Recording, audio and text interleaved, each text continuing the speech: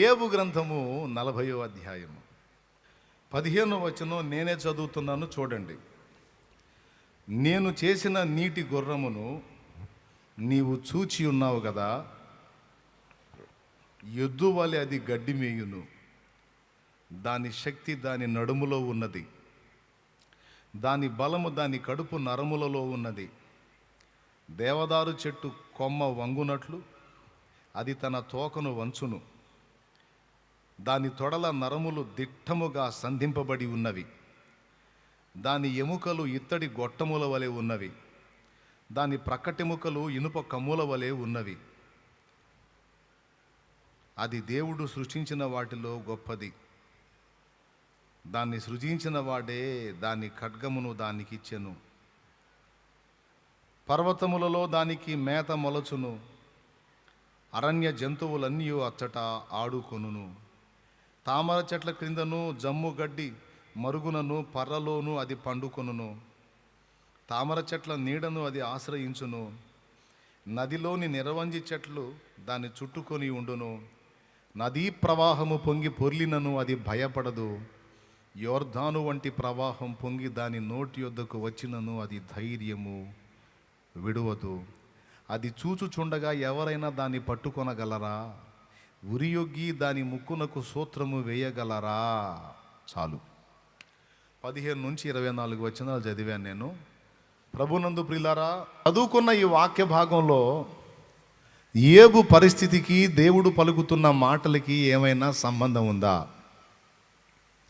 ఇప్పుడు యోబు ఊజు దేశములో గొప్ప ధనవంతుడు, ఒక రాజుకు తగినంత ఐశ్వర్యం కలిగిన వాడు యోబు. అలాంటి యోబు ఊహించని రీతిలో మొత్తం కోల్పోయాడు. 10 మంది పిల్లలు, చక్కని భార్య, దాసదాసి జనాంగం, పొలములు, ఎడ్లు, ఒంటెలు, గాడిదలు, రకరకాల పశువులు. అప్పట్లో పశువులే పెద్ద సంపద. గొర్రెలు కాసే గొర్రెల కాపర్లకు గొర్రెలే ఆస్తి. అప్పటి రోజుల్లో ఈ పశు సంపద ఎంత ఎక్కువ ఉంటే అంత గొప్ప ధనవంతుడు అతను. ఒక రకంగా చెప్పాలంటే ఒక రాజుకు తగినంత ఐశ్వర్యం యోబు కలిగి ఉన్నాడు. సంతానపరంగా సమృద్ధే, ఆర్థిక పరంగా సమృద్ధే, పశుపక్షాదుల పరంగా సమృద్ధే, ఏది తక్కువ లేదు.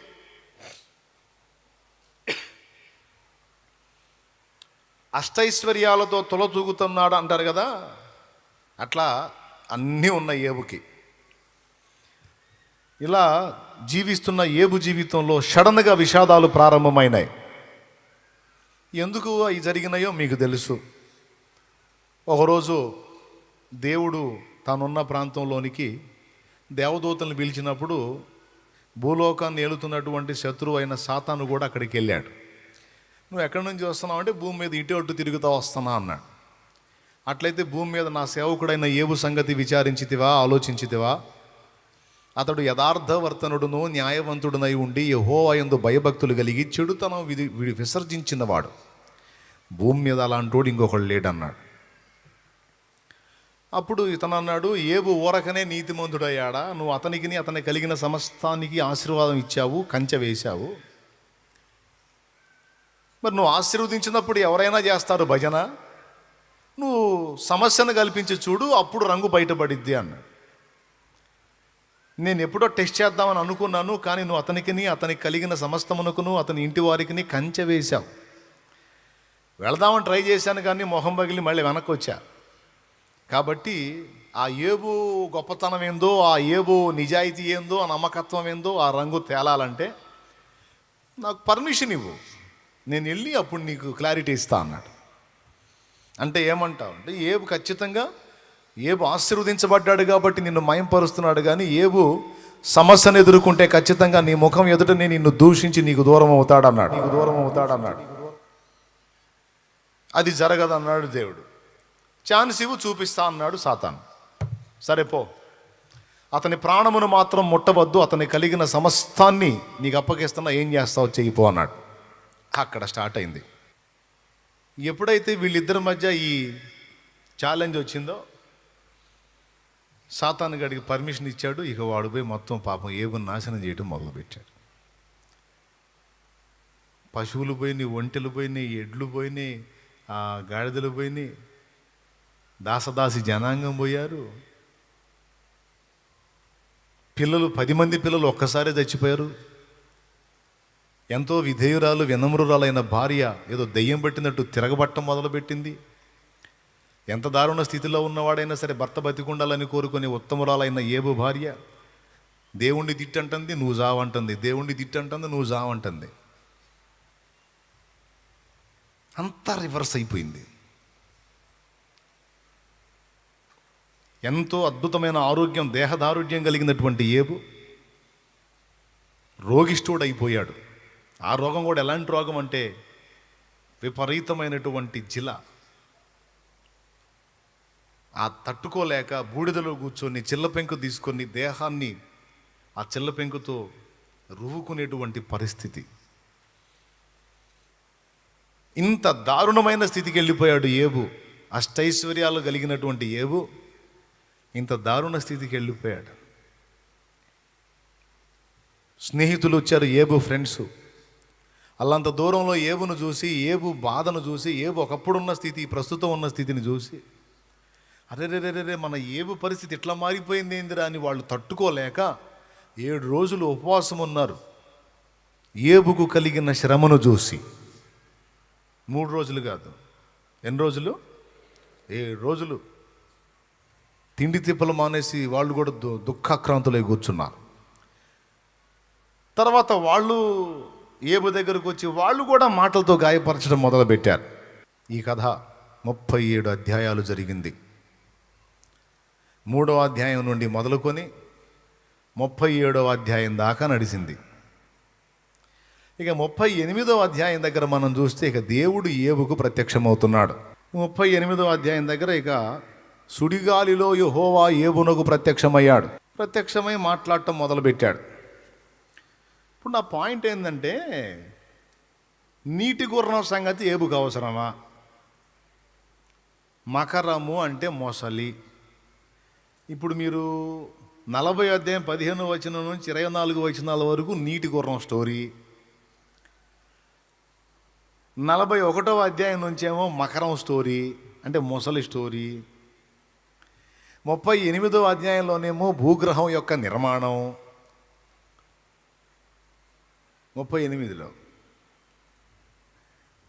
అసలు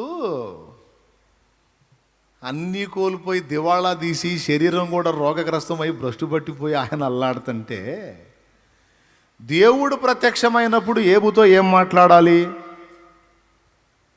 ఒక్కసారి మీరు ఆలోచించండి. దేవుడు ప్రత్యక్షమైనప్పుడు ఏబుతో ఏం మాట్లాడాలి?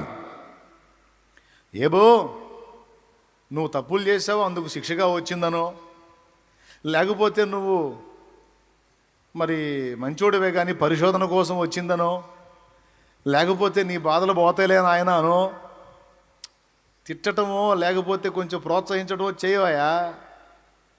బాధల్లో ఉన్న భక్తుడి దగ్గరికి వచ్చి అసలు అతను బాధలేంది, అతడు కోల్పోయింది ఏంది, అతడికి పట్టిన దరిద్రం ఏంటి, నువ్వో అతనికి చెప్పే స్టోరీలేంది? ఓ ప్రశ్న. ఇది మీరు ఎప్పుడైనా ఆలోచించారా? ఇప్పుడు ఏబు సమస్యల సంగతి ఏంటి? దేవుడు వచ్చి నీకు నీటి గుర్రం సంగతి తెలుసా అని దాని గురించి అంగాంగ వర్ణన చేస్తున్నాడు. దాని ఎముకలు గొట్టాలు, దాని శరీరం ఎంత, దాని పర్సనాలిటీ ఎంత, దాని ప్రతాపం ఎంత, నదీ ప్రవాహం వచ్చి దాని మీద పడ్డ లెక్క చేయదు అని దాని ధైర్యాన్ని గురించి అరే వర్ణించి మాట్లాడుతున్నాడు.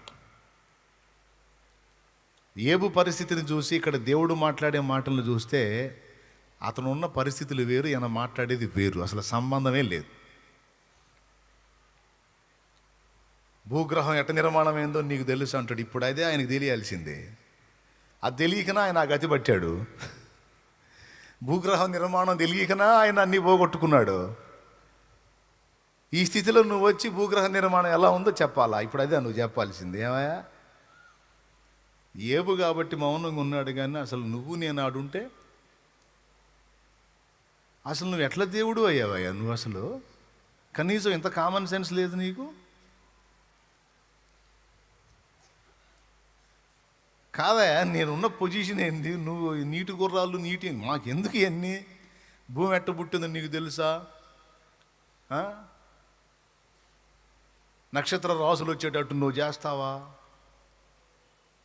మృగశీర్ష నక్షత్రానికి నువ్వు కట్లు విప్పుతావా? కృతిక నక్షత్రం సంగతి నీకు తెలుసా? ఈ నక్షత్రాలు, భూములు, జంతువులు వాళ్ళేంది మాకు? మా బాధలేంది? నువ్వు ఇవన్నీ చెప్పుకొచ్చేది ఏంది? ఓ ప్రశ్న. ఏమండి, మనకి బ్రెయిన్ ఇచ్చినోడు ఎవరు? ఏదన్నా కొద్దిగా జ్ఞానం మనం కలిగి ఉన్నామంటే అది మనకి ఇచ్చినోడు ఎవరు? కళ్ళు ఇచ్చినోడు, చెవులు ఇచ్చినోడు. ఆయన పిచ్చోడా?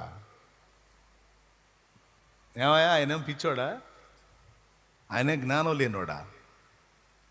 కానీ కొన్నిసార్లు దేవుని చర్యలు, దేవుని కార్యాలు మనకి వెర్రితనంగా అనిపిస్తాయి. 1 కొరింథీ పత్రిక 1వ అధ్యాయం 25వ వచనం చూడు. దేవుని వెర్రితనము మనుషుల జ్ఞానము కంటే జ్ఞానము కలది. దేవుని వెర్రితనము మనుషుల జ్ఞానం కంటే జ్ఞానం గలది. దేవుని బలహీనత మనుషుల బలము కంటే బలమైనది. దేవునికి ఏమన్నా వెర్రితనం ఉందా? కానీ ఇక్కడ ఏమంటున్నాడు, దేవుడికి ఒకవేళ వెర్రితనం ఉందని నీకు అనిపిస్తే ఆ వెర్రితనం కూడా నీ జ్ఞానానికి మించిందిరా నాయనా అంటున్నాడు అక్కడ.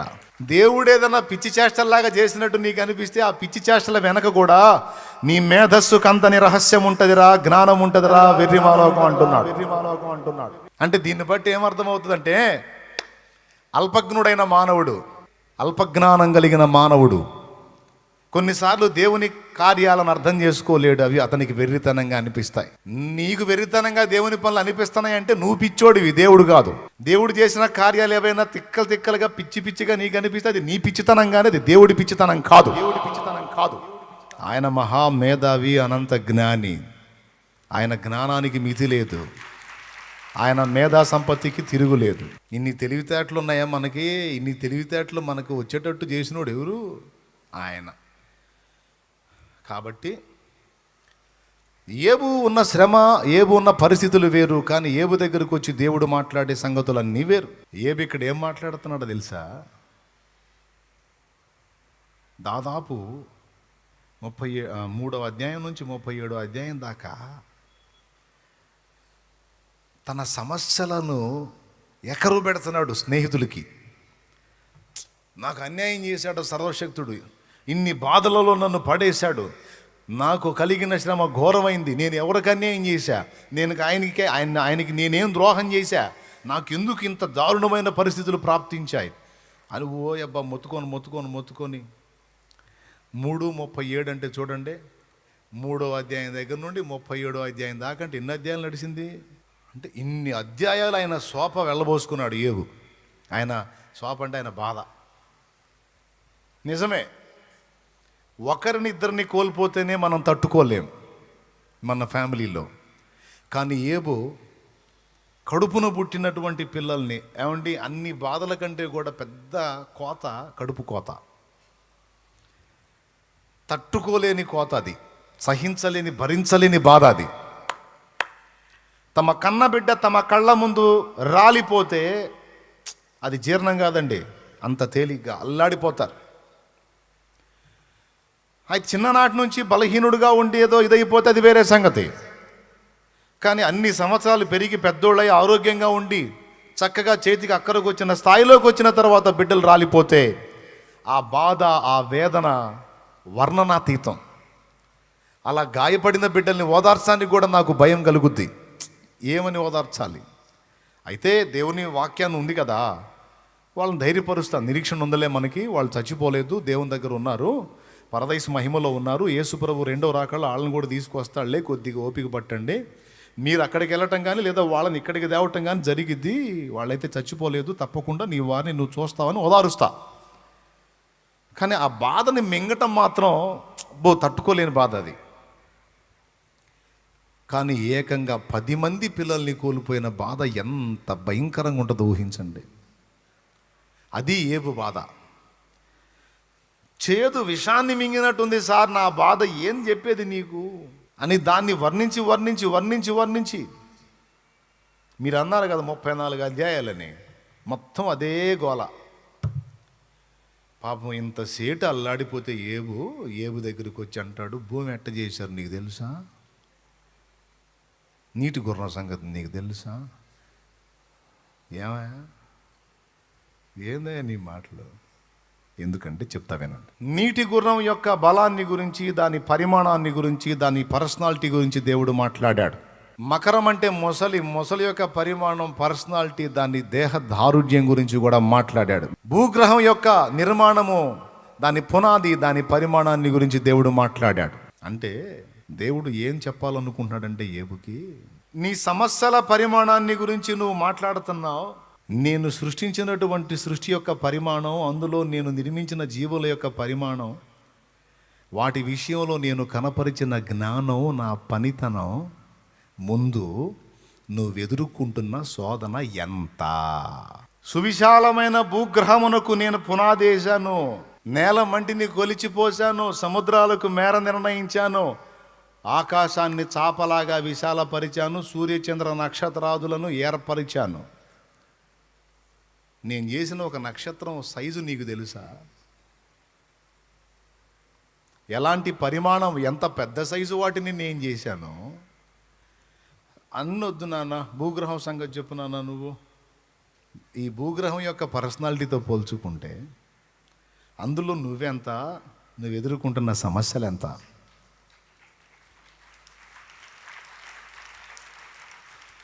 అర్థమైందా?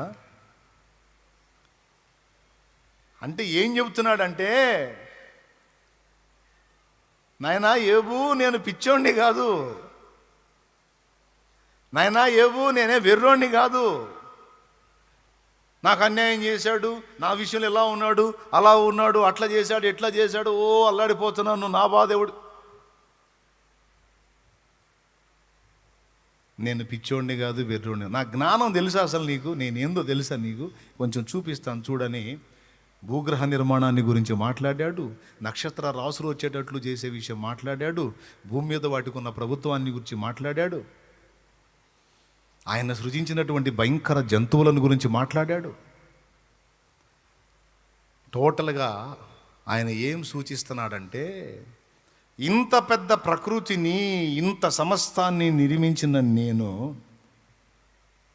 నా జ్ఞానం ఎక్కడ, నాతో వాదిస్తున్నావే సమస్యలనెత్తి, నువ్వెక్కడ, నీ సమస్యలు ఎక్కడ?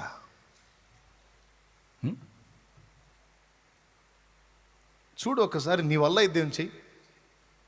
ఒక నీటి గుర్రాన్ని చేయనానా, ఒకటి చేయనానా, నువ్వు భూగ్రహానికి పునాది వేసాను, ఏమన్నా చేస్తావు నువ్వు? చూడమ్మా, ట్రై చేస్తావు నువ్వు? ఏందయ్యా ట్రై చేసేది? అసలు నేను ఆ నేల మట్టి నుండి నిర్మించబడ్డోడిని, అసలు ఆ నేలను రెడీ చేసినోడి నువ్వు, నేను చేసేది అవునా? అంటే నా మేధస్సుకి నీ మేధస్సుకి తేడా ఉందంటావు. ఉన్నట్టే ఉంది, ఉన్నట్టే ఉంది కాదు, చివరికి ఒప్పుకున్నాడు. ఏమన్నా తెలుసా, నేను నీచుడను అన్నాడు, నేను హీనుణ్ణి. అంతేకాదు, నీ క్రియలను గూర్చి నేను తెలుసుకున్నాను అన్నాడు. చదువు 42:1 నుంచి చదువు. అప్పుడు యోబు యెహోవాతో ఇలాగు ప్రత్యుత్తరమిచ్చెను, నీవు సమస్త క్రియలను చేయగలవాడవనియు, నీవు ఉద్దేశించినది ఏదియో నిష్ఫలము కానేరదనియు నేనిప్పుడు తెలుసుకుంటున్నా. అద్దుగో, జ్ఞానముసారి మీరు చదవండి ఆ మాట. నీవు సమస్త క్రియలను చేయగలవనియు, నీవు ఉద్దేశించినది ఏదియో నిష్ఫలము కానేరదనియు నేను ఇప్పుడు తెలుసుకుంటుని. నువ్వు ఏదైనా ఒకటి ఉద్దేశించావు అంటే అది వేస్ట్ కాదు, నిష్ఫలము కాదు, ఖచ్చితంగా దాని వెనక ఏదో ఫలం ఉంది దేవా. నీవు సమస్త క్రియలను చెయ్యగలవు.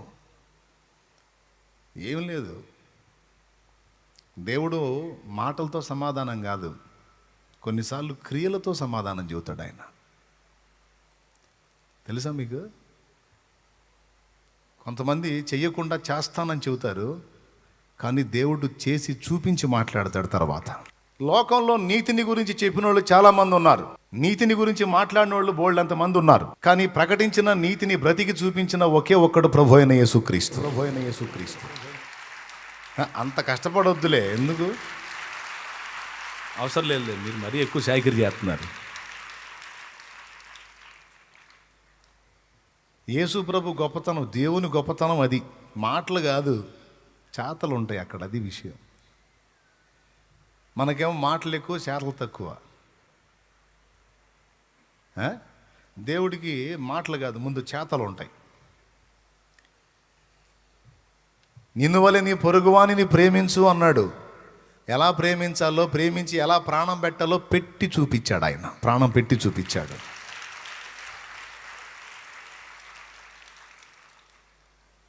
అది యేసయ్య అంటే. ఆయన క్రియలు చేసే దేవుడు, మాటలు చెప్పేవాడు కాదు.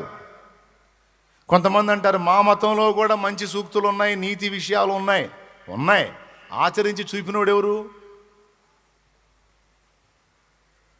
అన్ని మతాల్లో కూడా మంచిని గురించి మాట్లాడారు, మంచి నడవడిని గురించి మాట్లాడారు, నీతి క్రియలను గురించి మాట్లాడారు, కానీ వాటిని అక్షరాలా నెరవేర్చి అనుసరించి చూపించిన ఒకే ఒక్క వ్యక్తి ప్రభు అయిన యేసుక్రీస్తు. ఇది నేను కాదు, ప్రపంచం గుర్తించింది. ఇది ప్రపంచం గుర్తించింది సార్, నేను కాదు. ప్రపంచంలో దాదాపు 60% మంది కంటే ఎక్కువ మంది ప్రజలు గుర్తించి ఆయన్ని ఫాలో అవుతున్నారు ఇప్పుడు.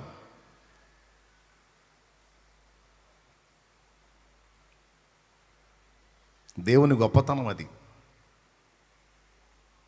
సమస్యతో నువ్వు వస్తే, సమస్యలతో సతమతమవుతూ నువ్వు దేవుని ముందుకు వస్తే, వాటిని గురించి మాట్లాడకుండా ఆయన తన బలాన్ని గురించి మాట్లాడతాడు. వాటిని గురించి మాట్లాడు, ఆయన తన బలాన్ని గురించి మాట్లాడతాడు. అంటే అర్థం ఏంటో తెలుసా? నువ్వు ఇంత సమస్య అంటున్నావు, మరి నాకు ఇంత బలం ఉంది, మరి దాని సంగతి ఏంది అంటే అర్థం ఏంటంటే, ఓ మనుష్యుడా వినండి, నువ్వు ఎదుర్కొంటున్నటువంటి శోధనలు లేక సమస్యలు లేక ఇబ్బందుల పరిమాణాన్నే నువ్వు చూస్తున్నావు, కానీ వాటి వెనక లేదా వాటి అవతల కనబడుతున్న నా పరిమాణాన్ని నువ్వు చూడట్లా. ఇప్పుడన్నా అర్థమైందా? లేదా ఇంకోసారి చెప్పేదా మళ్ళీ? నీకు అర్థమైందా? వదిలిపెట్టే రకం కాదు నేను. చేతులు ఎత్తండి, అర్థమైందన్నా, ఇంకా అవసరం లేదు, నీకు దండం పెడతా పెందలాడ నుంచి. Thank you. ఖచ్చితంగా అర్థమైంది. 1కి 2-3 సార్లు చెప్పా. నీ సమస్యల వలయాన్నే నువ్వు చూస్తున్నావు, కానీ దాని వెనక అనంతుడైన దేవుణ్ణి చూడట్లా నువ్వు. ఏబు పరిస్థితి కూడా అలా అయింది. ఏబుకు బాగా తన సమస్యల వలయమే పెద్దదిగా కనపడతా ఉంది. ఎంత పెద్దదిగా కనపడుతుందంటే అందులో దేవుని పర్సనాలిటీ కూడా ఇంత అయిపోయింది. ఈ సమస్యల వలయాన్ని బట్టి దేవుణ్ణి చూస్తే ఏబు కళ్ళకి దేవుని పర్సనాలిటీ కూడా ఇంత అయిపోయింది. సమస్యల వలయమే పెద్దది అయిపోయింది. అందుకే ఒక్కసారి దేవుడు వచ్చి కనువిప్పు కలిగించాడు. ఏంటన్నా నా పర్సనాలిటీని తగ్గించేసేంటి, నా పరిమాణాన్ని తగ్గించేవేంటి? నువ్వు ఎదుర్కొంటున్న శోధనల పరిమాణం ఎక్కడా, నేనెక్కడా, ఇది నేను అని చూపించాడు అక్కడ. ఉదయ నక్షత్రములు ఏకముగా కూడి పాడినప్పుడు, దేవుని దూతలందరూ ఆనందించి జయధ్వనులు చేసినప్పుడు, దాన్ని మూలరాతిని స్థాపించిన వాడెవడు? దేని మూలరాయి? ఇంటి మూలరాయి కాదు, ఈ భూమండలానికే మూలరాతిని వేశాడట. పుడిసిటిలోన జలములను కొలిచిన వాడితడు, పర్వతములను త్రాసులో తూచిన వాడితడు, పుక్కిటిలోన జలములను పర్వతములను త్రాసులో, శూన్యములోన జ్యోతులను నిలిపిన వాడితడు, శూన్యములోన జ్యోతులను నిలిపిన వాడితడు, కొల్ల పాత్ర పాత్రలోన భూమిని కొలిచి పోసిన వాడితడు. పొల పాత్రలోన భూమిని కొలిచి పోసిన వాడితడు. జగతి పునాదులు వేయబడక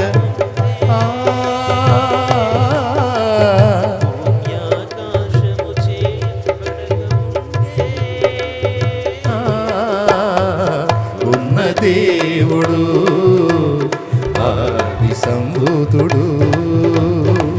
ఉన్న దేవుడు ఆది సంభూతుడు. జగతి పునాదులు. హల్లెలూయా. ఇప్పుడు చెప్పండి, ఇప్పుడు మీరు ఎదుర్కొంటున్నటువంటి సమస్యలు, మీరు అనుభవిస్తున్న బాధలు, వాటి పరిమాణం ఏదో మీకు తెలుసు.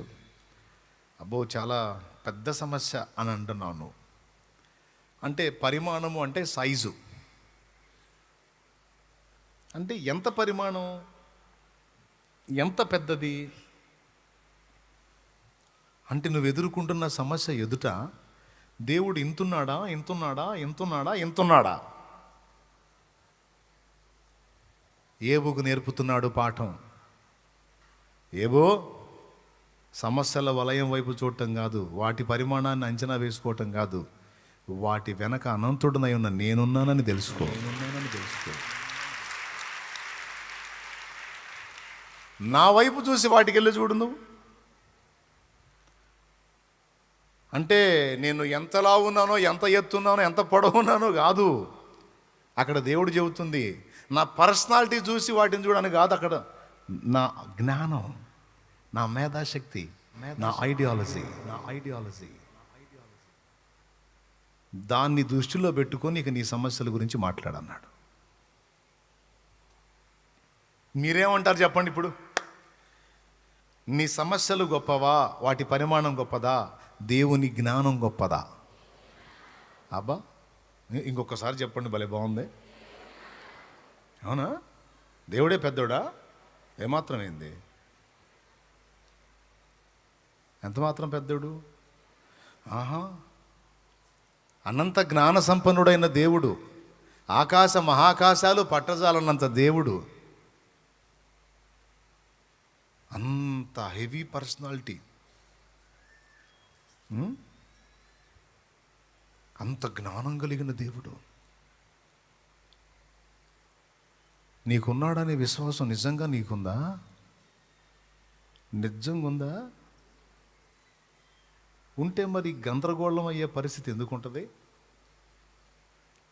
కృంగిపోయే పరిస్థితి ఎందుకుంటుంది? దిగజారిపోయే పరిస్థితి ఎందుకుంటుంది? కుమిలిపోయే పరిస్థితి ఎందుకుంటుంది? ఓటమిని ఒప్పుకునే పరిస్థితి ఎందుకుంటుంది? రాజీ పడిపోయే పరిస్థితి ఎందుకుంటుంది? ఉంటుందా? ఉండదు.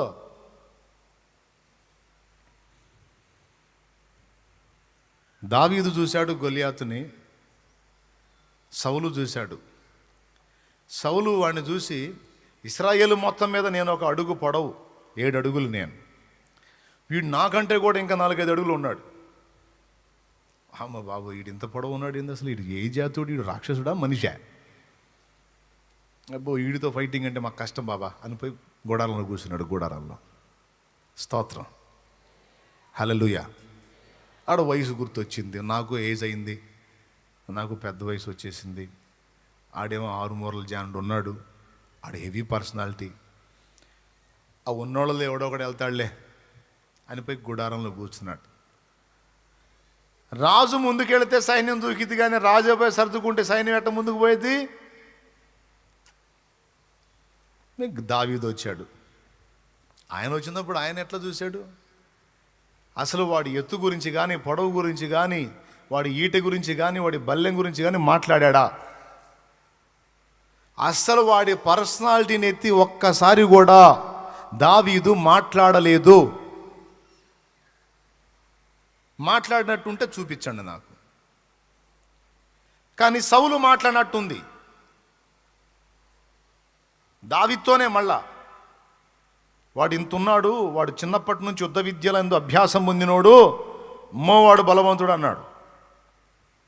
దావీదు దాన్ని ఒప్పుకోలా. తన పక్కనాళ్ళతో మాట్లాడినప్పుడు కూడా దావీదు జీవము గల దేవుని సైన్యమును తిరస్కరించుటకు సున్నతి లేని ఈ ఫిలిస్తీయునికి ఎంత ధైర్యం అన్నాడే తప్ప, ఏమండో చాలామంది మనుషులు ఈడేవాడండి ఎంత పడుకున్నాడు అన్నయ్య పెద్దన్నయ్య అడిగిందని అంత పడుకున్నాడు అని ఏమన్నా పెద్దన్నయ్య దగ్గరికి పోయాడా, రెండోవాడి దగ్గరికి పోయాడా, మూడోవాడి దగ్గరికి పోయాడా? అసలు వాడి పొడుగు ఎత్తు లావు వాడి ఈట బల ఏం పట్టించుకోవట్లే, ఒక్కటే చూపు. ఏం చూపు? ఒక్కటే చూపు. అసలు వీడికి ఎంత ధైర్యం! ఇది నిబంధన జనం, అభిషేకించబడిన జనం, ఏర్పరచబడిన జనం, ఆశీర్వదించబడిన జనం. ఇది దేవుని సైన్యం. దీనికి నాయకుడు దేవుడే. ఆయన సృష్టికర్త. భూమి ఆకాశములను తన చేతులతో నిర్మించినటువంటి నిర్మాణకుడు ఆయన. ఆయనేం గొట్టా చెట్టు పుట్ట కర్ర రాయి కాదు, ఆయన సజీవుడు. అలాంటి దేవుని సైన్యం ఇది. ఆడేంటి అట్లా మాట్లాడుతున్నాడు? అంతే. సౌలు చూసినటువంటి దృష్టి దావీదు కలిగి లేడు. హల్లెలూయా. అందుకే గతంలో ఒకసారి చెప్పా, పరిపూర్ణులు చూసే దృష్టి వేరు, అపరిపూర్ణులు చూసే దృష్టి వేరు. అభిషిక్తులు చూసే దృష్టి వేరు, అభిషేకం కోల్పోయినోడు చూసే దృష్టి వేరు. దేవుని పరిశుద్ధాత్మ శక్తితో నిండుకున్నవాడు సమస్య యొక్క పరిమాణాన్ని చూడడు, కానీ సమస్య వెనుకున్న దేవుని పరిమాణాన్ని చూస్తాడు. గట్టిగా అభిషేకాన్ని కోల్పోయిన వాడు దేవుని వైపు చూడ్డు, కానీ కళ్ళ ముందున్న సమస్య యొక్క పరిమాణాన్ని చూసి గుడ్లు బయటకు వచ్చేటట్టు భయపడతాడు. ప్రియులారా, ఇక్కడ నేర్చుకోవాల్సిన పాఠం, ఒక అద్భుతమైన పాఠం ఉంది. ఏంటంటే, దేవుడు నీతో కొన్నిసార్లు మాట్లాడుతుంటాడు. సమస్యల గురించి నువ్వు మాట్లాడుతుంటే ఆయన తన బలాన్ని గురించి మాట్లాడుతుంటాడు. నువ్వేమో నాతో మాట్లాడు అంటావు, ఆయనేమో తన బలాన్ని గురించి మాట్లాడుతుంటాడు. నా జ్ఞానంతో ఆకాశాన్ని కొల్చాను అంటాడు. నా అప్పుల సంగతి ఏందంటావు నువ్వు. అప్పుల వాళ్ళు అందరూ చేతులు ఎత్తండి. ఫుల్గా అప్పులు అయిపోయినాయి అన్నోళ్ళు చేతులు ఎత్తండి. ఏం సిగ్గుపడాల్సిన అవసరం లేదు. నాకు కూడా ఉంది, కొద్దిగా లక్షల్లోనే అప్పు ఉంది. ఉందండి, నిజమే చెబుతున్నాను. నేను షో చేయట్లే. నేను కూడా అందుకే చెయ్యెత్తా. నేను కూడా లక్షల రూపాయలు ఒకరికి ఇవ్వాలి. నేను కూడా అందుకే నేను కూడా చెయ్యెత్తా. మొత్తం అప్పులు సరిగ్గా ఇక్కడ చేతులు ఎత్తండి సరిగా. అట్లా ఓపండి, అప్పుల వాళ్ళందరూ చేతులు ఓపండి. ఓకేనా? ఆయనేమో నువ్వేమో నా అప్పుల సంగతి ఏందంటావు. ఆయన అంటాడు, నేను జాన్తో ఆకాశాన్ని కొలిచాను అంటాడు. నువ్వు జాన్తో కొలిస్తే నాకెందుకు, మూరతో కొలిస్తే నాకెందుకు, బారతో కొలిస్తే నా అప్పుల సంగతి, నా సమస్యల సంగతి ఏంది అంటే, నేను ఆకాశాన్ని చాపవాలి విశాలపరిచాను అంటాడు. అయితే నాకేంది, వడ్డీలు కట్టలేక చేస్తున్నా. ఫైనాన్స్ వాళ్ళు నన్ను రోడ్డు వేసేటట్టు ఉన్నారు. ఈఎంఐలు కట్టలేకపోతున్నా, కిస్తీలు కట్టలేకపోతున్నా. ఎవరికుండే అప్పులు వాళ్ళకు ఉన్నాయి, ఎవరికుండే బాధలు వాళ్ళకు ఉన్నాయి. ఏమండి, ఫైనాన్స్ పుస్తకాలు అయితే ఒక్కొక్కళ్ళ ఇళ్లలో బేర్చి ఉంటాయి.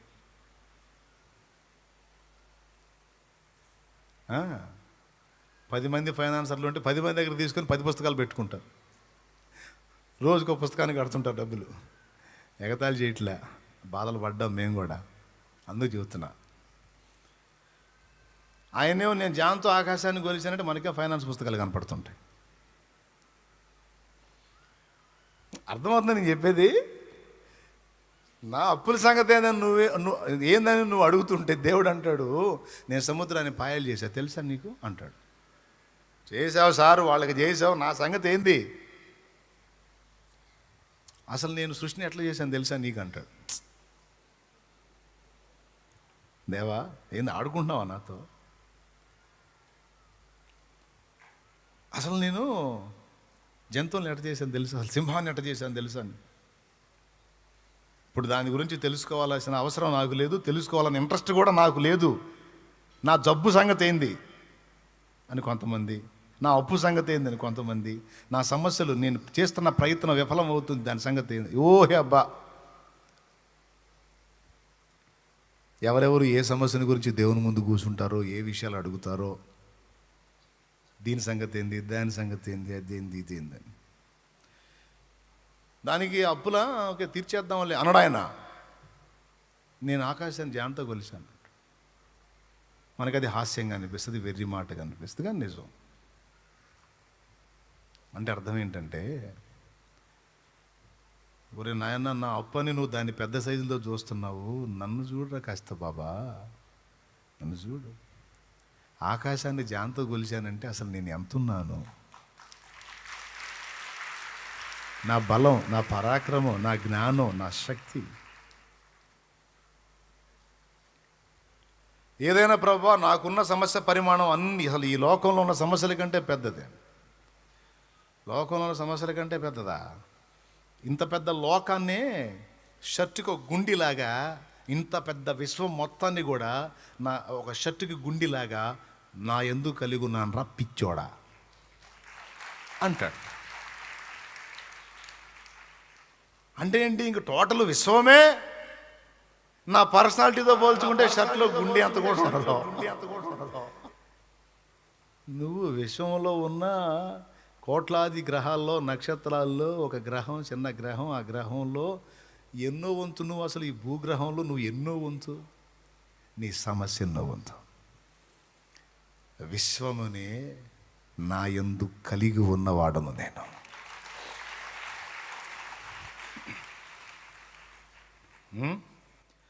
ఆకాశ మహాకాశములే పట్టజాలని దేవుడవు, అణువంతా రూపుదాల్చి కన్యగర్భము చేరావు.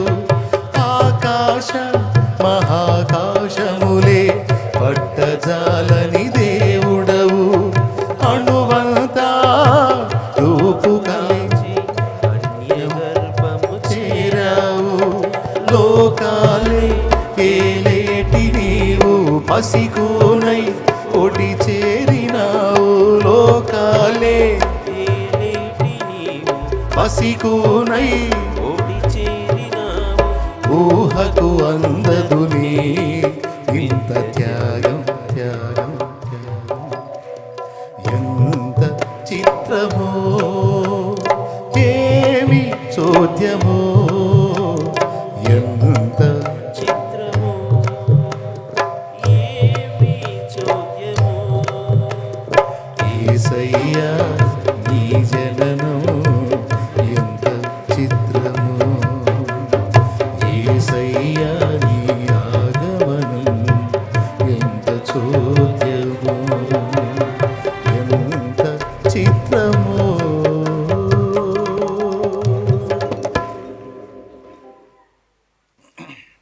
ఇప్పుడు దేవుడు పిచ్చోడం, మనం పిచ్చోళ్ళమా? అందరూ చెప్పండి ఒకసారి, ఎందుకు పిచ్చోళ్ళం? అంటే నువ్వు చెబుతుంటే బాగానే ఉంది కానన్నా సహాయం రావట్లేదన్నా. వస్తే నేను కూడా ఎగిరెగిరి చెబుదు నీలాగే, కానీ పని జరగట్లేదే. అదే మరి మన తపన. టెన్షన్ పడాల్సిన అవసరం ఏమీ లేదు. దావీదు పలికినట్టు నీవు పలకవచ్చు, నేను జీవము గల దేవుని సైన్యం అయితే అది సున్నతి లేని ఫిలిస్తీయునితో సమానం. నన్ను వేధించి బాధించి ఓడించడానికి వచ్చిన సమస్య దేవుని కంటే గొప్పదేం కాదు, దేవుని కంటే హెవీ పరిమాణంలో అదేం లేదు. ఇట్లాంటి కోటి ఏకమై వచ్చిన నా దేవుని గోటి ఖరీదు కూడా చేయలేవు.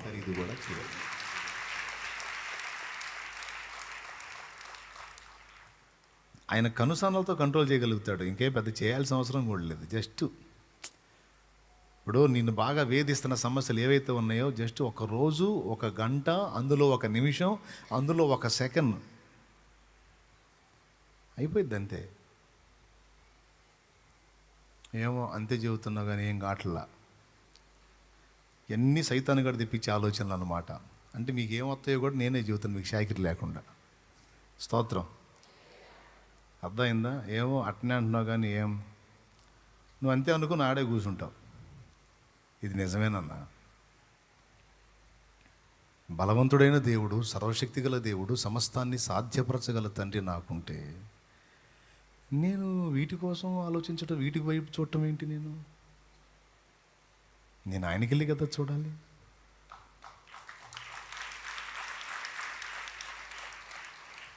ఇదేంటి నా మైండ్ ఏంది ఇట్లా పోయింది? ఒక అధికారికి నేను భయపడటం ఏంటి?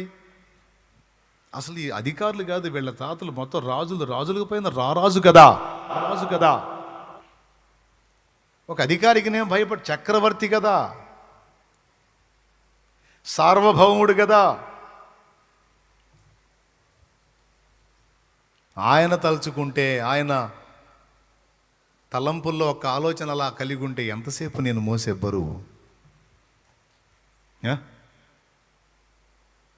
మరి అనంత జ్ఞాని అయి ఉండి కూడా నాకు ఈ పరిస్థితి ఎందుకు అనుమతించబడింది? పిచ్చి పనులు చేస్తాడా? అనవసరంగా రాణిస్తాడా? ఏ శ్రమనైనా, ఏ ఇబ్బందినైనా, ఏ నష్టాన్నైనా, ఏ వేదనైనా అనవసరంగా రానివ్వడు. దాని వెనక ఆయన ఆలోచన ఏదో ఉంది. అది నాకు అర్థం కావట్లా, అంతవరకే తప్ప ఆయన అనంత జ్ఞానం ఏదో ఉంది, అది అందే నాటికి నాకు అందిద్ది. ఇలా అనుకునేవాడు దేవుని వైపు చూసేవాడు, దేవుని మీద ఆనుకున్నాడు. ఇలా అనుకునేవాడే పూర్ణ శాంతిని అనుభవించగలడు. దేవుని వైపు చూసేవాడు, దేవుని మీద ఆనుకోవటం అనే దాన్ని నేర్చుకున్నవాడు, స్త్రీ అయినా పురుషుడైనా, వారు జయ జీవితాన్ని పొందగలుగుతారు, సాధించగలుగుతారు. అంతేకాదు పూర్ణ శాంతిని పొందగలుగుతారు. ఎవని మనసు నీ మీద ఆనుకొనునో వాని పూర్ణ శాంతి గలవానిగా నీవు చేతువు. ఎవరైనా వచ్చి బెదిరిస్తే ముందు చూడాల్సింది బెదిరించేవాడు ఎంత గొప్పోడు, వాడికి ఎంత బ్యాక్గ్రౌండ్ ఉంది కాదు, మన పక్షమున ఉన్నవాడు ఎంత బలవంతుడు. ఎలీషాని మట్టు పెట్టాలని సిరియా సైన్యం వచ్చిందండి. 2 రాజుల గ్రంథంలో దొరుకుతుంది మీకు ఈ మ్యాటరు. ఏలియా శిష్యుడైన ఎలీషా ప్రవక్తగా పరిచర్య చేస్తున్న దినాల్లో ఈ ఎలీషాని చంపేస్తే ఆ రాజును ఈజీగా ఓడించవచ్చు. ఎలీషా ఎవరికి సహకారిగా ఉన్నాడు ఆ రాజును ఓడించవచ్చు అని, ఆ రాజుకు సపోర్ట్ చేస్తున్న ఎలీషాని ఎత్తేస్తే గొడవ వదిలిపోద్దని దైవజనుని చంపటానికి మంది మార్బలం వేసుకొని వచ్చాడు. వాళ్ళు గుడారంలో ఉన్నారు. నైటు పనివాడు ఏదో వచ్చాడు వాడి కార్యక్రమానికి. వాడు బయటికి వచ్చి చూసేసరికి నాయను మొత్తం సైన్యాలే ఒక్కడి కోసం. ఆ వచనం ఏమన్నా చూస్తారా? 2 రాజులు 6వ అధ్యాయం. ఆ రూమ్లో కూర్చున్న లైన్లో ఉన్నాడా? అక్కడ ఎవరన్నా కూర్చున్నారాయా? ప్రసంగికులు ఎవరన్నా, ముఖ్య ప్రసంగికులు గదిలో అక్కడ ఎవరు లేరు కదా? ఎవరన్నా ముఖ్య ప్రసంగికులు ఉంటే కొంచెం ఫోటోలు తీసి నాకు పెట్టండి. 6:13 2 రాజుల గ్రంథము 6వ అధ్యాయం 13వ వచనం. అందుకు రాజు, మేము మనుషులను పంపి అతన్ని తెప్పించినట్లు నీవు వెళ్ళి అతడుండు చోటు చూచి రమ్మని సెలవయ్యగా అతడు దోతానులో ఉన్నాడని వర్తమానం వచ్చెను. చదువు. కాబట్టి రాజు అచ్చటికి గుర్రములను రథములను గొప్ప సైన్యమును పంపెను. వారు రాత్రి వేళ వచ్చి నలుదిశలను పట్టణమును చుట్టుకొనగా దైవజనుడైన అతని పనివాడు పెందలకాడ లేచి బయటికి వచ్చినప్పుడు గుర్రములను రథములను గల సైన్యము పట్టణము చుట్టుకొని ఉండుట కనబడెను. ఆ లెటర్స్ అంతే ఉంచు, ఒక్కసారి గమనించండి. గుర్రములను రథములను గల సైన్యము పట్టణమును చుట్టుకొని ఉండుట కనబడెను. వీళ్ళు అందులోనే ఉన్నారు, దోతాను పట్టణంలో ఉన్నారు. ఏమండి, అంతటా అతని పనివాడు, అయ్యో నా ఏలినవాడా, మనం ఏం చేద్దాం అని దైవజనుడితో అనగా, అయ్యగారు ఇంతమంది సైన్య సమూహాలు వచ్చారండి, నాకు ఆ యుద్ధం చేత కాదు. అయినా ఏదన్నా కొట్టినా, ఏదన్నా కత్తి యుద్ధం కర్ర సాధన చేసినా, 1-2తో అయితే ఏదో ఫైట్ చేయొచ్చు, కానీ రథాలు, సైన్యాలు, గుర్రాలు, ఇప్పుడు నీవు నేనే తప్ప మనకి ఎవ్వరూ లేరు కదా. అరే తీయగరా అయ్యా ఉన్నాయి. 16వ వచనం చూడండి ఒకసారి. అతడు ఆగక్కడ అది అట్లనే ఉండనాయి. సామాన్యుడు, దేవునితో సరైన అనుబంధం లేనివాడు. బాయ్ వినండి, ఇంకెక్కువసేపు చెప్పను, అయిపోతుంది, వినాలి ఒక్క ముక్క. సామాన్యుడు దైవజనుడి దగ్గరే ఉన్నాడు, కానీ దైవజనుడితో సంబంధం కూడా సరిగా లేదు. ఇంక దేవుడితో ఏమి ఏడిసిద్ది? కానీ భయపడ్డాడు సమూహాన్ని చూసి, ఆ గుంపుల్ని చూసి. అమ్మో, పట్టణం అంతా నాయనోయ్, అమ్మో ఎంత పెద్ద గుంపో, ఒకరిని చంపడానికి అయ్యగారు, మిమ్మల్ని చంపేయడానికి ఎంతమంది కట్టగట్టుకొని వచ్చారు. వెంటనే ఎలీషా అంటున్నాడు, మరి పిచ్చోడా, నువ్వు వీళ్ళని చూసా? అట్లయితే మందు కూడా చూద్దుగా నాకు. అతడు ఎవరతడు? ఎలీషా. భయపడవద్దు.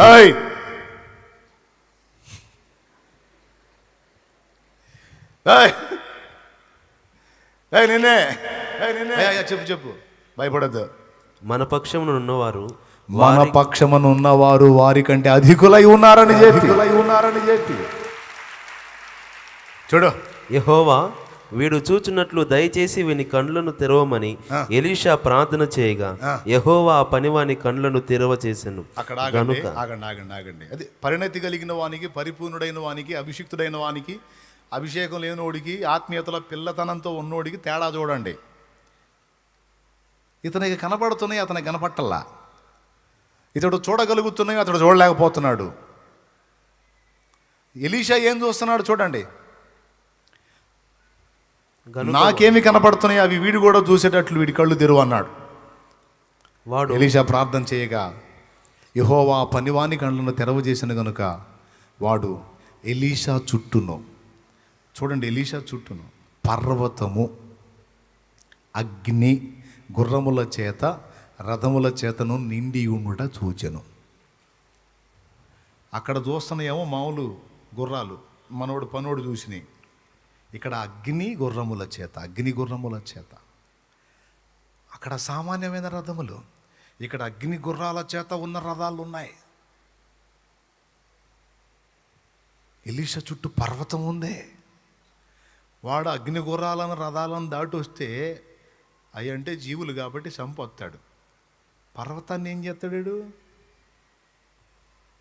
పర్వతాన్ని ఏం చేస్తాడండి? ఎవరా పర్వతం, ఎవరా కొండ, ఎవరా కోట? పర్వతం ఉందట ఎలీషా చుట్టూ. మళ్ళీ ఆ స్టెప్ తర్వాత మళ్ళీ సెకండ్ స్టెప్లో అగ్ని రథములు, గుర్రాలు కనపడ్డాయి. చదువు.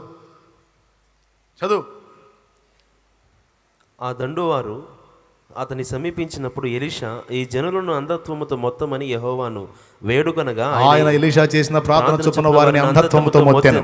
అప్పుడు ఎలీషా అయిపోయింది. ఇప్పుడు నాకు అర్థం కాదు, ఇద్దరు యెహోవా భక్తులే కదా, ఇద్దరు దేవుడిని సేవిస్తున్నారు కదా, ఇద్దరు కూడా పరిచర్లో ఉన్నారు కదా, ఎలీషా కనపడ్డది ఇతనికి ఎందుకు కనపడలా? అదే దృష్టి లోపం. సమస్యలను చూడటానికి అలవాటు పడ్డారు, కానీ సమస్యల వెనక బలమైన బాహువు చాపిన దేవుణ్ణి చూడటానికి అలవాటు పడలా. అలా చూసేవాడే భక్తుడు, అలా చూసేవాడే దేవుని మీద ఆనుకున్నవాడు, అలా చూసేవాడే అభిషిక్తుడు, అలా చూసేవాడే దేవునికి ఇష్టడు. వాడు విశ్వాస వీరుడు.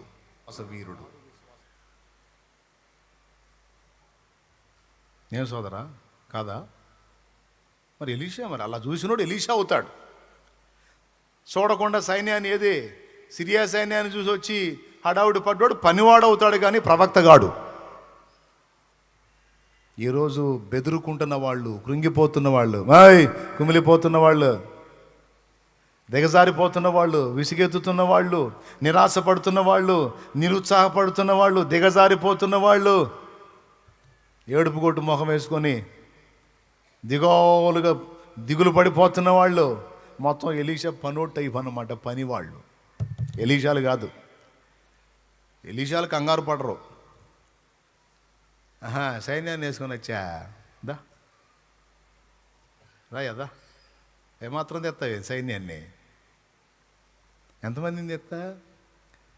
ఒరే రాజా, నిన్ను, నీ సైన్యాన్ని, వాటి మీద కూర్చున్న రౌతుల్ని మొత్తాన్ని అందరి నాసికారంధ్రాల్లో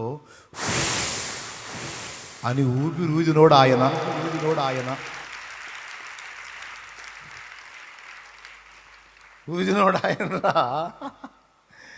ఊపిరి ఒక్కసారి అన్నాడు అనుకో, మొత్తం చస్తారు అన్నాడు అనుకో.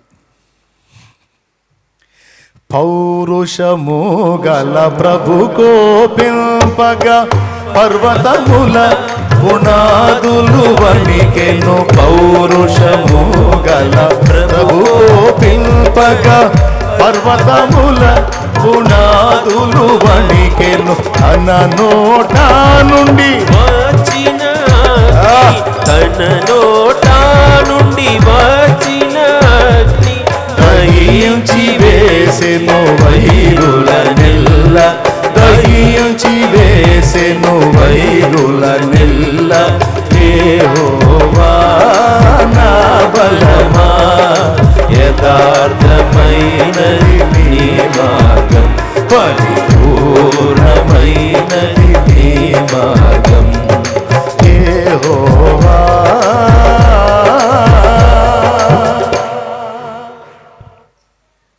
బలమైన కార్యం చేయబోతున్నాడు నీ పక్షంగా ఆయన. చిన్న చిన్నవి కాదు, బలమైన కార్యములు ఆయన చేయబోతున్నాడు. విశ్వాసం గలవాడు ఆ దృష్టి కలిగి ఉంటాడు, అది చూస్తాడు. విశ్వాస విషయమే బలహీనుడైపోయిన వాడు పనివాడుగా మిగిలిపోతాడు, వాడు చూడలేడు. ఏబు ఆ దృష్టి కోల్పోయినందుకు గద్దిస్తున్నాడు ఏబుని. ఒకప్పుడు బాగానే ఉంది నీ చూపు, సమస్యలు వచ్చేటప్పటికి ఏంటైనా మారిపోయింది, దానికి వెళ్ళి చూస్తున్నావేంటి, నేనున్నాను కదా, నువ్వు కనపట్టాలా, నాకు ఏ కనపడుతుంది. అట్లయితే కళ్ళు తెరిచి ఒకసారి నాకు వెళ్ళి చూడు. దృష్టి మళ్ళించాడు అన్నమాట. అప్పుడు చూశాడు ఏబు దేవునికి వెళ్ళి చూసి అప్పుడు అన్నాడు, దేవా నువ్వు సమస్త క్రియలు చేయగలవనియో, ఉద్దేశించినది ఏది నిష్ఫలము కానేరదనియో నేను ఇప్పుడు తెలుసుకుంటాను. ఇప్పుడు తెలుసుకున్నాడు అంట. మరి అంతకు ముందు ఏమైందో అడుగుదాం, అడిగిపోయినాక. ఇప్పుడు తెలుసుకుంటుని ఆ తర్వాత చదువునాను. జ్ఞానము లేని మాటల చేత ఆలోచనను నిరర్ధకము చేయి వీడెవడు, అలాగున వివేచన లేని వాడనైన నేను ఏమీయో నెరగక నా బుద్ధికి మించిన సంగతుల గురించి మాట్లాడి తిని నిన్ను మాట్లాడగోరుచున్నాను, దయచేసి నా మాట ఆలకింపుము. ఒక సంగతి నిన్ను అడిగెదను, దానిని నాకు తెలియజెప్పుము. వినికిడి చేత నిన్ను గురించిన వార్త నేను వింటిని, అయితే ఇప్పుడు నేను కనులారా నిన్ను చూచుచున్నాను. కావున నన్ను నిన్ను అసహించుకొని ధూళిలోనూ బూడిదలోనూ పడి పశ్చాత్తాపపడుచున్నాను. అబ్బా, ఎప్పుడు చూశాడంట ఆ దేవునికి వెళ్ళి? ఇప్పుడు దేవుడు ప్రత్యక్షమయ్యి భూగ్రహాన్ని గురించి, నక్షత్రాల గురించి, ఆయన సృజించినటువంటి మకరాలను గురించి, ఆయన సృష్టిలో ఉన్నటువంటి గొప్ప గొప్ప సంగతులను గురించి మాట్లాడి, ఇంత గంభీరుడను నేను అని దేవుడు తన్ను తాను చూపించినప్పుడు అప్పుడు దృష్టి మళ్ళింది. అవును కదా, ఇంతటి అసాధ్యుడు కదా దేవుడు, ఇదేంది నేను ఇంత అసాధ్యుడిని పక్కన పెట్టుకుని ఈ చెత్తకెళ్ళి చూశానేంది నేను, అవసరం కోల్పోయిన మొత్తాన్ని రెండంతలుగా తిరిగి ఇవ్వగల దమ్మున్న మొనగాడు కదా నా దేవుడు. పిల్లలు చచ్చిపోతే వాళ్ళకి డబ్బులు నాకు ఇవ్వగలడు, గాడిదలు పోతే రెండంతలు ఇవ్వగలడు, ఎడ్లు పోతే రెండంతలు ఇవ్వగలడు. అయ్యో నాకు అసాధ్యం కానీ దేవునికి ఎట్లా అసాధ్యమే? ఇది ఇంత దిగజారిపోయానేంటి, నాకు చేతగానిది దేవునికి కూడా చేత కదా అనుకున్నాను. చూడు బా, ఎంత తప్పు చేశారా. అదండి సంగతే. ఇప్పుడు చూస్తున్నానయ్యా నీకెళ్ళి అన్నాడు. అంటే అంతకుముందు నిదానించి చూడలేకపోయాడు దేవునికి వెళ్ళి. నాయన నీకది కొండ కావచ్చు, నా దేవునికి అది దూది పింజతో సమానం, అంత కూడా కాదు, ఒక రేణువుతో కూడా సమానం. అవును, వాస్తవం అది. అవును, 10 మంది పోయారు, 10 మందికి 20 మందిని ఇస్తాడు. నిజంగానే ఇచ్చాడండి. ఎప్పుడైతే నేను నీకెళ్ళి చూస్తున్నాను అన్నాడో అయిపోయింది, ఇక రెండంతలు స్టార్ట్ అయింది. హల్లెలూయా, అయిపోయింది. ఇక అప్పటిదాకా వేధించిన స్నేహితులు వచ్చి ఏవో సహాయం చేయమన్నారు. అప్పటిదాకా వదిలిపెట్టిపోయిన అన్నదమ్ములు అక్క చెల్లెళ్ళు మొత్తం వచ్చి, అయ్యా తమ్ముడా, ఒరే అన్నయ్యా, ఎన్ని బాధలు పడ్డావురా. బాధలు అనుభవిస్తున్నప్పుడు ఒకడు రాలా. దేవుడు మళ్ళా తిరిగి తన పూర్వ వైభవాన్ని ఏవుకు మళ్ళీ అనుగ్రహించిన తర్వాత మొత్తం వచ్చి పట్టుకొని ఆడవటం మొదలుపెట్టారు. అంతేకాదు వచ్చేవాళ్ళు ఊరకరాలేదంట, ఒక్కొక్క ఉంగరము తెచ్చి ఏవుకు దొడిగారంట. అప్పుల్లో ఉన్నప్పుడు, బాధల్లో ఉన్నప్పుడు రాలా. అన్నీ ఒక కొలికి వచ్చి దేవుడు తన బ్లెస్సింగ్ మొదలుపెట్టిన తర్వాత అప్పుడు ఉంగరాలు తెచ్చి, ఇదే ఆశ్చర్యం, పెట్టేశారు. నాకు అప్పుడు అర్థమైంది, ఊరు ఏవుకు అక్క చెల్లెలు కూడా ఉన్నారా, అన్నదమ్ములు కూడా ఉన్నారా అని. పాప అంత బాధలు పడుతుంటే ఒక్కడ అడ్రస్ లేడు ఇవరే. అంటే దేవుడు శోధనలో ఉంచినప్పుడు, శోధన నుంచి బయటికి తెచ్చినాక అందరూ కనెక్ట్. అప్పుడు ఏబుకు అర్థమైంది, వారే ఫ్రెండ్స్ ఆయన చేతిలోనే ఉన్నారు, ఈ బంధువులు ఆయన చేతిలోనే ఉన్నారు, నా బాధలు ఆయన చేతుల్లోనే ఉన్నాయి, నా శరీర ఆరోగ్యము, రోగము, చచ్చిపోయిన పిల్లల ఆత్మలు సమస్తం ఆయన చేతుల్లోనే ఉన్నాయిగా. ఏంది? సరిచేయబడ్డాడు. ప్రియులారా, మీకందరికీ తేటగా అర్థం కావాలని వివరణాత్మకంగా ఈ కొద్ది మాటలు అందించా. దీన్ని బట్టి మీ దృష్టిని ఎలా మీరు మౌల్డ్ చేసుకుంటారో, ఎలా మీరు అడుగులు ముందుకేస్తారో, మీరు ఏ వైపు చూస్తారో నిర్ణయం మీదే. ఎలీషాలాగా మరుగున ఉన్న దేవుని బలం వైపు చూస్తారో, పనివాళ్ళలాగా కళ్ళ ముందున్న సైన్యాలను చూస్తారో మీ ఇష్టం. సౌల్లాగా గొలియాతు పొడుగు, ఎత్తు, అభ్యాసం, పనితనం, విద్య మొదలైనవి చూస్తారో, దావీదులాగా వాణ్ణి కూడా తన్ని బోర్ల పడద్రోయగల దేవుని వైపు చూస్తారో మీ ఇష్టం. మీ దృష్టి అటు తిప్పితే అటు తిరిగిద్ది వ్యవహారం. అటు తిప్పారనుకో ధన్యులు.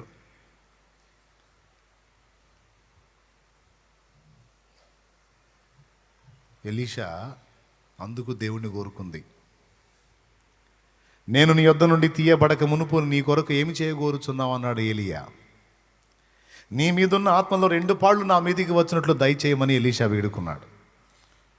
రాజుల 2వ గ్రంథం 2వ అధ్యాయంలో ఉంటుంది. అంటే ఏం కోరుకున్నాడు తెలుసా? దేవుని ఆత్మను కోరుకున్నాడండి. దేవుణ్ణే కోరుకున్నాడు వరంగా.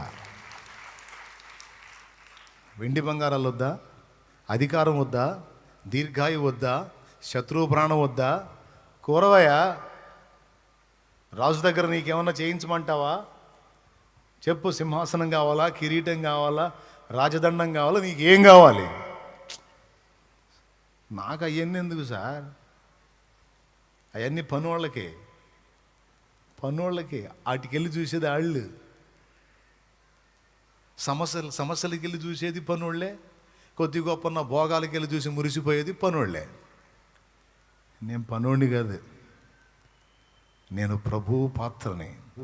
నాకు ప్రభువే కావాలి. నాకు దేవుడు కావాలి, దేవుని ఆత్మ సహాయం కావాలి. నీ మీదున్న ఆత్మలో 2 పాళ్ళు నా మీదికి వచ్చినట్లు దయచేయి. అబ్బో, ఏలియా కూడా బిత్తరపోయాడు. నువ్వు మహా కష్టమైంది అడిగావు, అది నా చేతుల్లో లేదు. దేవుని ఆత్మను నేను కాదు అనుగ్రహించేది, ప్రభువే అనుగ్రహించాలి. నేను తీయబడేటప్పుడు నేను నీకు కనబడితే ఖచ్చితంగా నువ్వు అడిగింది దేవుని చిత్తం, దేవుడు ఇస్తాడు. నేను తీయబడేటప్పుడు నీకు కనబడకుండా నేను కొనిపోబడితే ఇంకా అది నా చేతుల్లో లేదు. తీయబడేటప్పుడు ఎలీషా కళ్ళ ముందు ఆరోహణం అయ్యాడు. తర్వాత ఆ దుప్పటి కింద పడింది, దాన్ని ఎలీషా చేతబట్టాడు. తర్వాత లైన్లోకి వెళ్ళాడు. ఏలియా చేసినటువంటి కార్యాలకు రెట్టింపుగా ఎలీషా తన చరిత్రలో దేవుని పక్షంగా కార్యాలు జరిగించినట్టు సాక్ష్యం ఉంది బైబిల్లో. మన దృష్టి ఇప్పటిదాకా భోగాల వైపు, సమస్యల వైపు పెట్టుంటే వాటి వైపు నుంచి మన పర్వతం, మన కొండ, మన కోట అయిన ప్రభు వైపు తిప్పాలి. దృష్టి మారాలి. సమస్యల పరిమాణం గురించి గొప్పగా మాట్లాడొద్దు. దేవుని పరిమాణాన్ని గురించి కొంచెం ఆలోచించు. నీ సమస్యలు పెద్ద, లేకపోతే దేవుడు పెద్ద? నీవు నాకుండగా, నీవే నాండగా, నీవు నాకుండగా, నీవే నాండగా,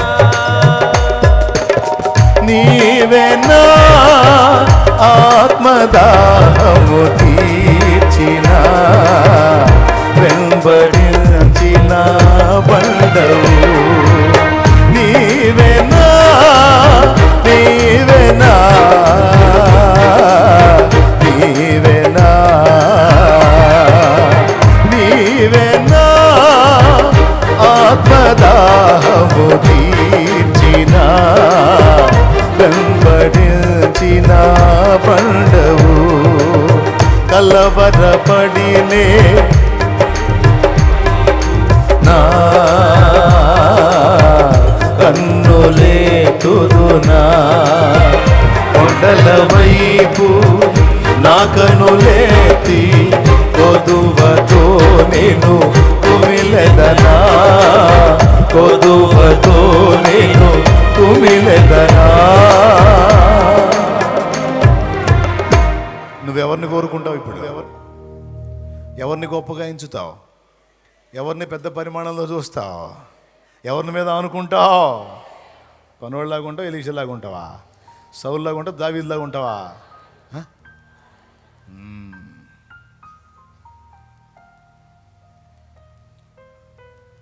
అల్ప విశ్వాసుల్లాగా కలతల వైపు కాదు, వాటిని కొలిక్కి తీసుకొని రాగల దమ్మున్న దేవుని వైపు.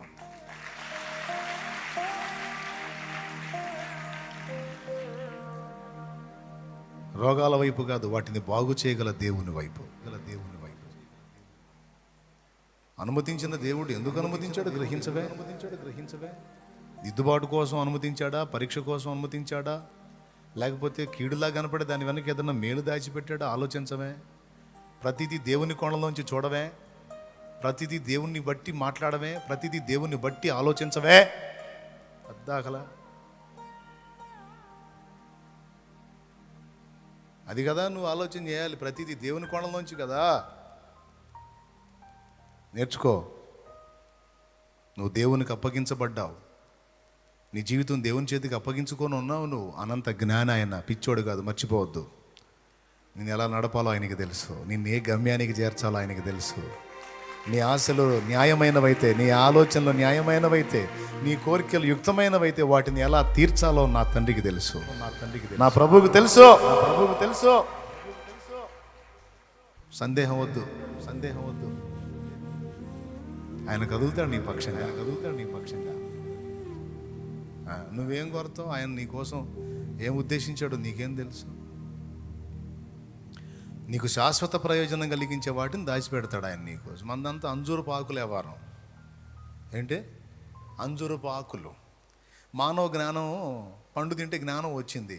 ఆ జ్ఞానం ఎంతవరకు ఉపయోగపడిందంటే సిగ్గు కప్పుకోవటానికి ఆకులు కట్టుకున్న జ్ఞానం. ఈరోజు ఆకులు కట్టుకుంటే మంచి ఎండ కొట్టిందంటే రేపటికి మళ్ళా ఆకులన్నీ పెట్లిపోతాయి. ఇది మన జ్ఞానం, మన తెలివిట తగలబడిద్ది. ఆయన మహాజ్ఞాని.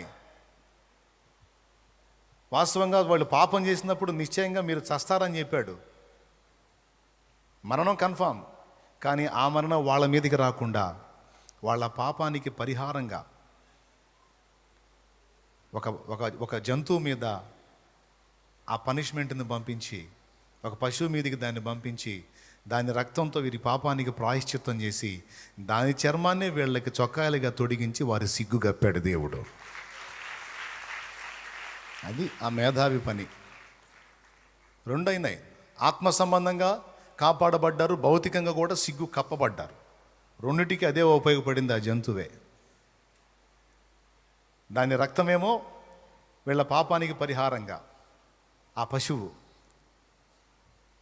దాని దేహమేమో, దాని చర్మమేమో వీళ్ళ సిగ్గు కప్పటానికి వస్త్రం. ఈ రెండు యేసులో మనకు నెరవేరినాయి. లోక పాపములను మోసుకొని పోయే దేవుని గొర్రె పిల్ల, యజ్ఞ పశువైన యేసు. బా స్తోత్రం చెప్పండి గట్టిగా. ఎవరమ్మా? యజ్ఞ పశువైన యేసు. ఆయన రక్తముతో మనందరికీ పాప విమోచన కలిగించాడు. ఆయన దేహాన్ని నాగలి సాళ్ల వలె దున్నపట్టానికి అర్పించి ఆయన వస్త్రహీనుడు అయితే ఆయన్ని వస్త్రహీనుడిని చేసి మన మీద రక్షణ వస్త్రం కప్పాడు. అది తండ్రి గొప్పతనం. మానవ జ్ఞానం ఎంతండి? మన తెలివితేటలెంత? ఎవరి తెలివి గొప్పది? ఎవరి జ్ఞానం గొప్పది? ఎవరిది శాశ్వతమైన జ్ఞానం? మరి అటు చూడాలా.